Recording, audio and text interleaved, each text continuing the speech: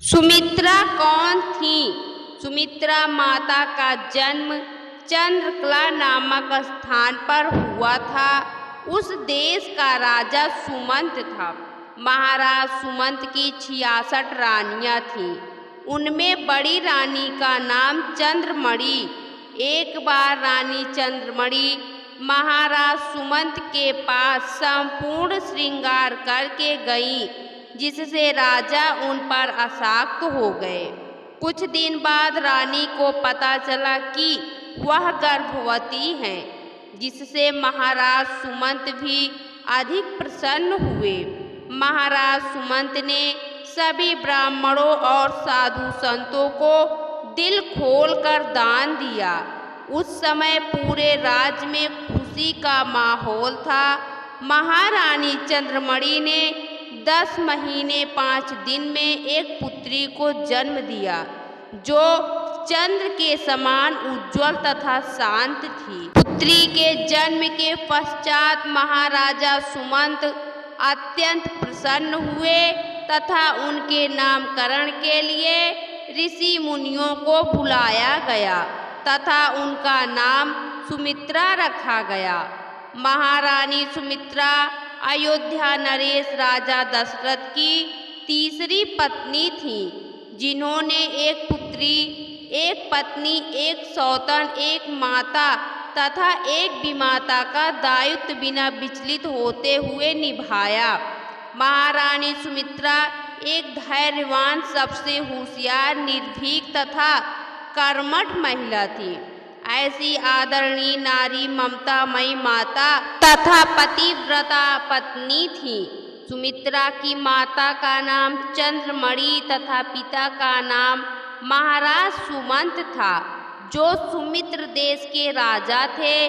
इस सुमित्र देश को चंद्रकला नगर भी कहा जाता था। महारानी सुमित्रा का मायका चंद्रकला नगर था।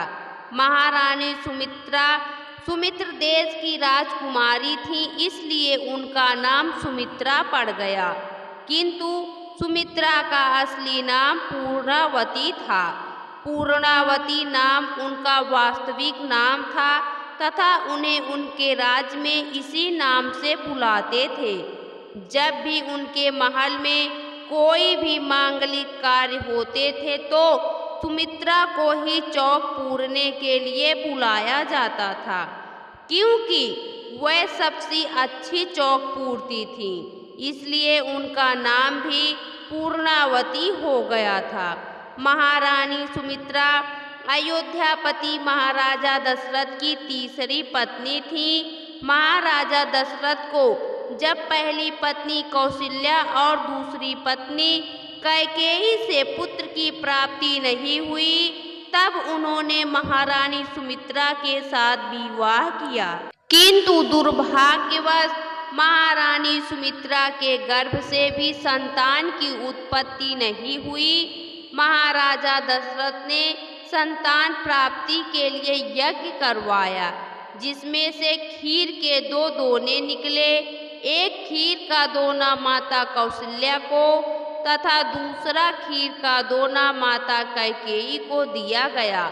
तब माता कौशल्या और माता कैकेयी ने अपनी अपनी खीर में से आधा हिस्सा सुमित्रा को दे दिया।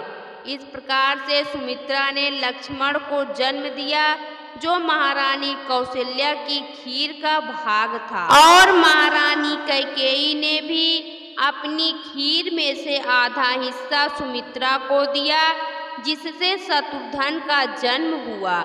इस प्रकार महारानी सुमित्रा ने लक्ष्मण तथा शत्रुघ्न को जन्म दिया था, किंतु वह राम और भरत को अपने पुत्रों से भी अधिक प्रेम करती थी। महारानी सुमित्रा ने अपने दोनों पुत्रों को श्री राम और भरत की सेवा में समर्पित कर दिया था। उन्होंने लक्ष्मण तथा शत्रुघ्न को द्वेष, मद, क्रोध, लालच से दूर रहकर मन, वचन तथा कर्म से अपने भाइयों की सेवा करने का आदेश दिया था।